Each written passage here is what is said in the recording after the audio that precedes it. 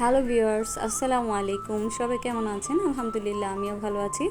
আজকে একটা blog video নিয়ে চলে আসলাম। সেটা হচ্ছে আমাদের দৈনন্দিন রান্না কী হয়েছে আজকে। তো আমাদের ছাদ বাগানের মিষ্টি আলু শাক আজকে আমরা রান্না করেছি। তারপরে আজকে আমরা করব ডিম ভুনা। আমাদের ঘরে ডিম ভুনাটা সবাই অনেক পছন্দ করে, কিন্তু আজকে আমরা আলু পেঁয়াজ দিয়ে ডিম ভুনাটা করব। তো প্রথমে পেঁয়াজ কুচি, আলু কুচি আমি সবগুলো এখানে একসাথে দিয়ে ভালো করে ভেজে নেব। ভালো করে ভাজার পর যদি অন্য মশলাগুলো দিই তাহলে খেতে অনেক মজা লাগে।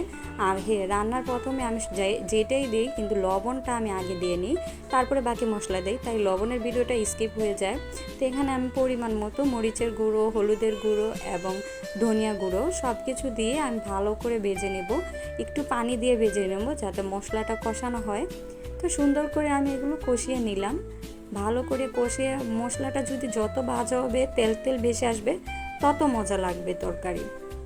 তারপরে এখানে আমি সামান্য পরিমাণ পানি দিয়ে আর ডিমগুলো দিয়ে আমি এটা ভালো করে কষাবো, একদম মাখা মাখা তৈরি করব, তাহলে ডিম ভুনাটা অনেক মজা লাগে।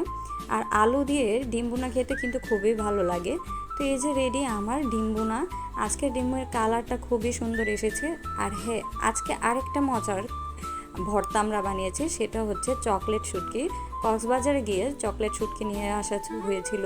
তো অনেক ধরনের শুটকি নিয়ে এসেছে। চকলেট শুটকিতে একটু কাটা বেশি থাকে কারণ ওইগুলো ছোট, তাই এটা আমরা ব্লেন্ডার করে আজকে আমরা শুটকি ভুনাটা করব।